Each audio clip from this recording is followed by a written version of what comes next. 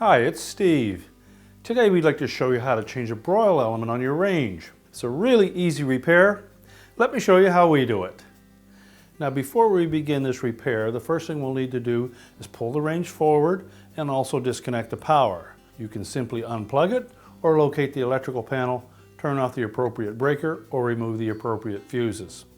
Once we've done that, we can start the repair. Now that we have the power disconnected, our next step will be to open up the oven door. Now with this particular model, we find it easier to actually remove the door completely from the range.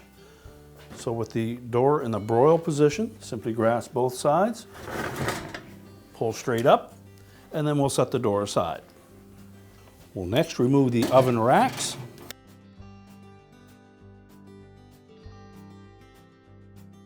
And now we have easy access to that broil element, and we can go ahead and change it. Now that we have the oven door removed and our racks removed, we have easy access to the retaining straps across the top of the oven liner. So we're just going to remove those screws first.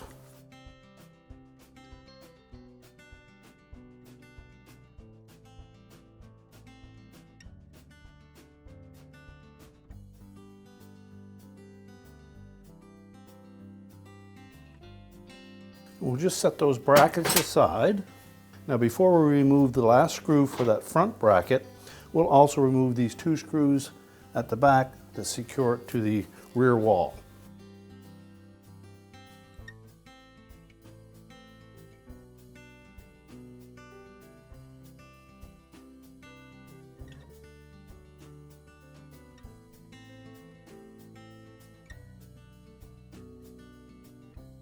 Now next we'll pull that element towards us, keeping in mind that there are wire terminals at the back that may cause a little bit of restriction. So if at all possible, we should be able to pull that element far enough into the oven body that we can disconnect the two wires from the terminals. And just put a little bend in that wire to make sure that it doesn't pull back through the opening.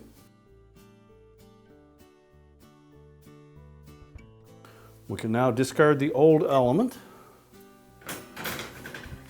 Now before we install the new one, just have a quick look at the terminals on the end of those wires to make sure there's no signs of any corrosion or arcing, and if so, you'll want to replace those. That may involve removing the back panel on the range to do that.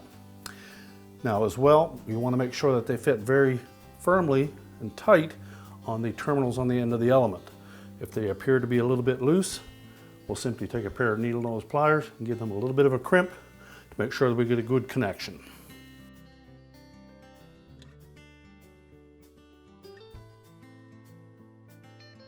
Now once we have those wires attached to the element, we're simply going to push it back through the opening. And we'll try not to disturb the insulation any more than we have to.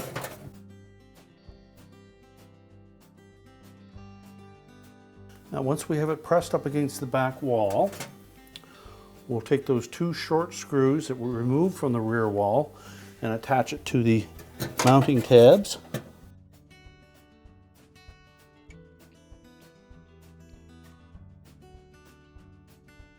Now once we have it attached to the back wall, we just want to line up those individual passes of the element into the recessed area on that heat shield at the top of the oven. You may need to manipulate that element a bit to make that fit properly. And once we've done that, we'll go ahead and put one of the mounting straps in place. We suggest you start with the front one and attach the center screw.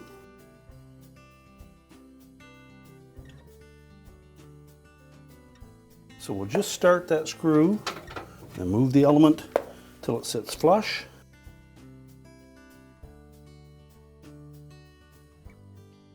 Now once we have the center screw tightened, we'll go to the outside edges and install those. Again, we want to make sure that we don't pinch that element. Make sure it sits firmly into that channel.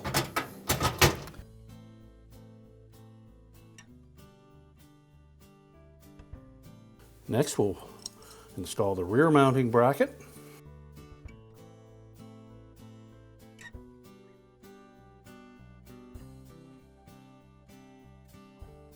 And again, we won't tighten that center one until we locate the holes for the end ones.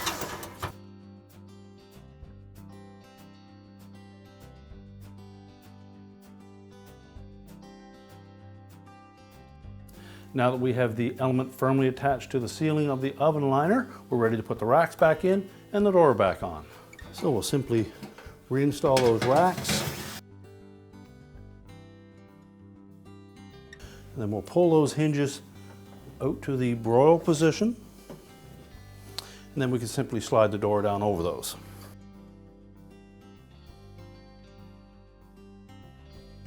And then we can close up the oven door, and your repair is complete.